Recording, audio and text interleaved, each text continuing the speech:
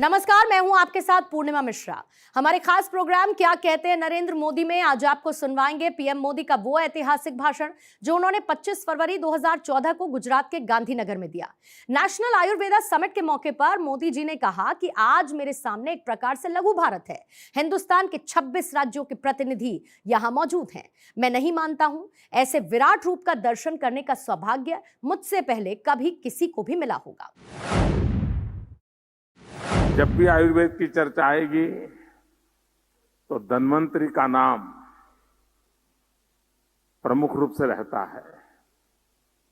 हमारा जो गिर सोमनाथ जिला है, जहां सोमनाथ तीर्थ क्षेत्र है, जहां भालका जी तीर्थ क्षेत्र है, जहां भगवान श्री कृष्ण का अंतिम श्वास भालका तीर्थ में हुआ था, उसी प्रकार से इसी गिर सोमनाथ जिले में धानेज गांव है। वहां पर भगवान धन्वंतरि का अंत्येष्टि हुई थी और आज भी सोमनाथ के पास धानेज गांव में भगवान धन्वंतरि की समाधि की पूजा होती है। वहां के लोग उस रूप में उसको पूजा अर्चना करते हैं। लेकिन ये बातें ऐसी हैं, बताए बिना पता चलता नहीं है। और बताए बिना पता इसलिए नहीं चलता है क्योंकि 60 साल तक इसे भुला देने के बहुत प्रयास हुए हैं।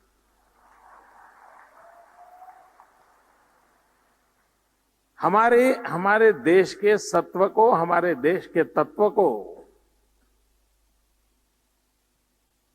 सदियों की गुलामी मानसिकता का इतने प्रभाव में दबी हुई है कि हमें भी अपने पर शक होने लग जाता है। और जिनकी ये अवस्था होती है वे कभी भी समाज के सामने, दुनिया के सामने एक शक्ति के रूप में उभर नहीं सकते हैं। आज मेरे सामने एक प्रकार से लघु भारत है। हिंदुस्तान के 26 राज्यों के प्रतिनिधि यहां मौजूद है।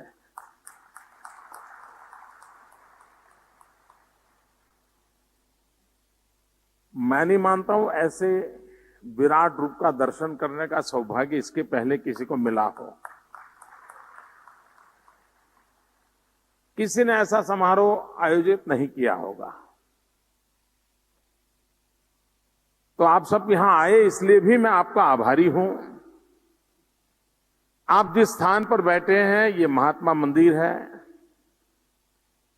मैं आप सबसे आग्रह करूंगा कि जब भी बीच में समय मिले इस महात्मा मंदिर को जरूर देखें। ये महात्मा मंदिर क्योंकि हमारा गांधीनगर है, लेकिन गांधी के नाम से यहां कुछ ज्यादा था नहीं, तो इसलिए हमने एक महात्मा मंदिर बनाने का निर्णय किया। और ये देश का एक प्रकार से बहुत बड़ा कन्वेंशन सेंटर बना है आज। और जिस सभागृह में आप बैठे हैं, यानी महात्मा मंदिर का बहुत एक हिस्सा सिर्फ 180 दिन में बना है। आप अपना फ्लैट भी बनाते होंगे रहने के लिए, तो 3-4 साल तो यूं ही निकल जाते होंगे। 180 दिन में बना है। कहने का तात्पर्य है कि हमारे देश के पास, हमारे देश के युवकों के पास क्या इतना सामर्थ्य है, इसका ये जीता जागता उदाहरण है। आधुनिक टेक्नोलॉजी और विज्ञान से बना हुआ एक महात्मा गांधी का म्यूजियम भी है यहां पर। समय मिले आप जरूर देखिए उसको।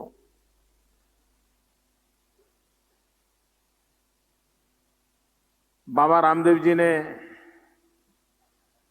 अपने अनुभव से, और उनका तो इस क्षेत्र में समर्पण है,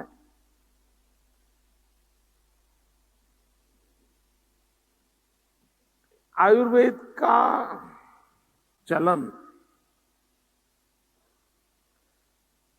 दो बातों पर प्रमुख रूप से निर्भर करता है। एक, आयुर्वेद के डॉक्टरों का आयुर्वेद पर भरोसा हो।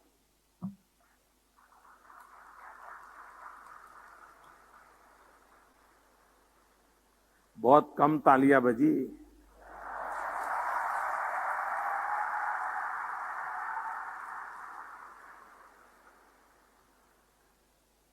क्योंकि वो निकला था तो डॉक्टर बनने के लिए, लेकिन कोई मेल बैठा नहीं तो बैजराज बन गया। और कोई उसको बैजराज कहे तो उसको कभी कभी बुरा लगता है, मैं तो डॉक्टर हूं, मुझे बैजराज क्यों कहते हो।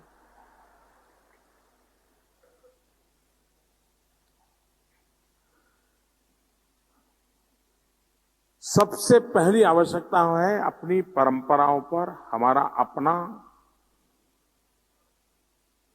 बहुत ही विश्वास होना चाहिए, हमें भरोसा होना चाहिए। देखिए, महात्मा गांधी के जीवन में ऐसे कितने ही अवसर आए होंगे जब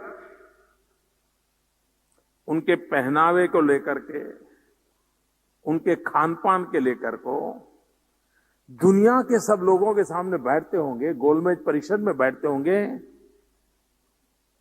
तो ऐसे कई सवाल आए होंगे। सारे लोग इतने 6 फुट ऊंचे हो, 7 फुट ऊंचे हो, कोट पैंट टाई पहनी हो, गोरे गोरे चमड़ी हो, बड़ा प्रभावी माहौल हो, और उसमें एक छोटा सा शरीर वाला ऐसे ही एक कपड़ा ढका हुआ इंसान, साइकोलॉजिकली कोई भी आदमी दब सकता है। लेकिन यही तो महात्मा गांधी की ताकत थी, अपने पर उसना इतना भरोसा था उस महापुरुष को। वो दुनिया की किसी भी शख्सियत से अपने टर्म्स पर ही बात करते थे। किसी भी बड़ा व्यक्ति है तो कहते थे साबरमती आश्रम में आ जाना, बात कर लेंगे। उसको नीचे बैठना आता नहीं था, ये नीचे बैठते तो उसको नीचे ही बैठना पड़ता था सामने वाले को। उनको ये नहीं था कि मेहमान आ रहा है चलो कुर्सी लगाओ, मैं भी कुर्सी पर बैठूं। नहीं, उन्होंने अपने नियमों को जीवन में जिया था। कहने का तात्पर्य यह है, हमें अपनों ही बातों पर भरोसा होना चाहिए। अगर यही लोग वे आयुर्वेद पर अड़े न रहें तो पेशेंट क्या करेगा भाई। वो तो कहता है साहब शाम को जाना है, ड्यूटी पर जाना है, बुखार अभी उतर जाए, कुछ करो। तो वैद्यराज को भी लगता है यार चलो मार दो।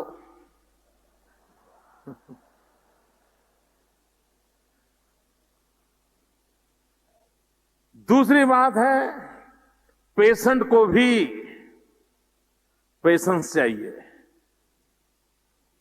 अगर पेशेंट को पेशेंस नहीं है तो उसका और आयुर्वेद का मेल नहीं बैठता है।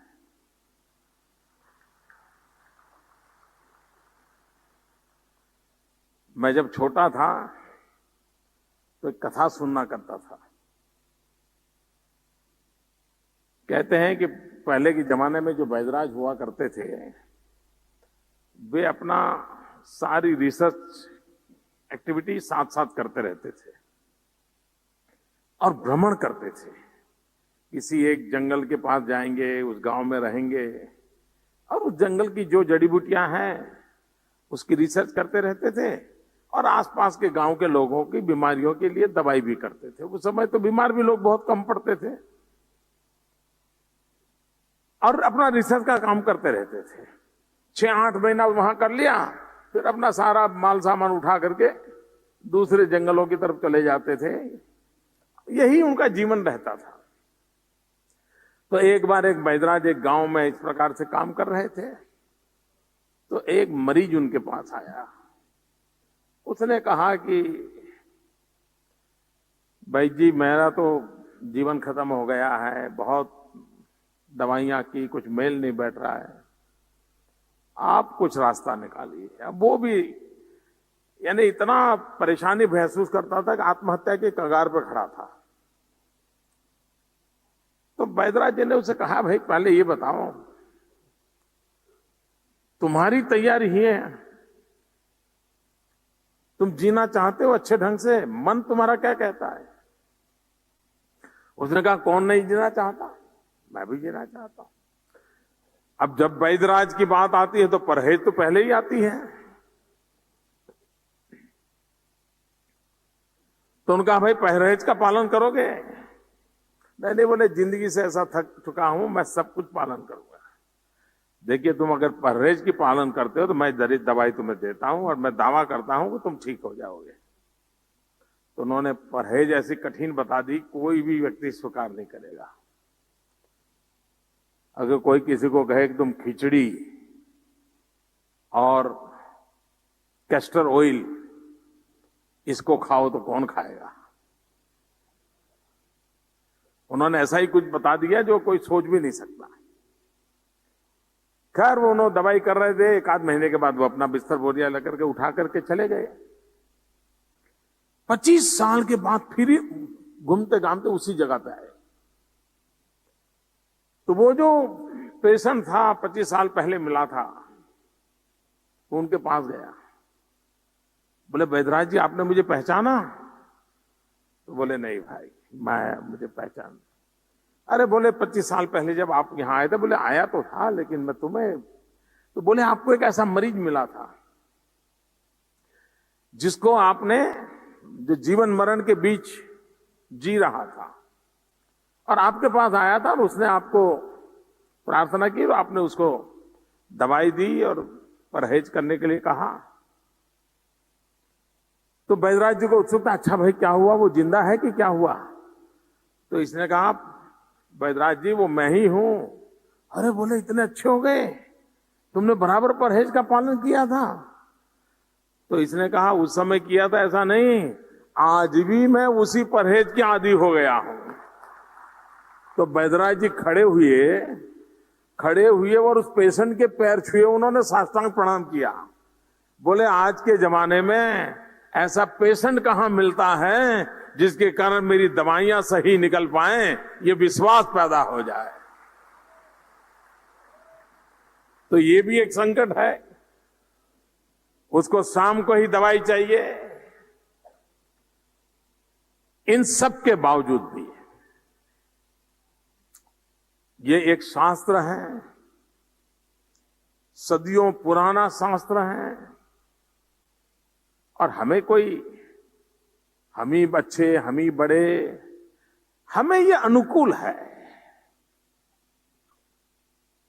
और आज भी दुनिया में होलिस्टिक हेल्थ केयर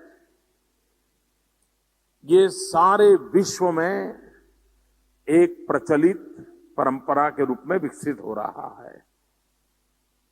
इतना एलोपैथी, इतना सारा सर्जरी, इतनी सारी दुनिया आने के बावजूद भी जगत होलिस्टिक हेल्थ केयर की तरफ बहुत तेजी से आगे बढ़ रहा है। किसी ने सोचा होगा कि होम्योपैथी फिर से इस बार दुनिया के अंदर अपना पैर जमा लेगी? आज विश्व में होम्योपैथी ने फिर से अपना एक रुतबा प्रस्तुत कर दिया है। समाज के सभी वर्ग के लोगों में होम्योपैथी ने अपनी जगह बना ली है। लोगों का विश्वास बढ़ने लगा है। इसलिए आयुर्वेद के क्षेत्र में निराश होने का कोई कारण मैं नहीं देख रहा हूं।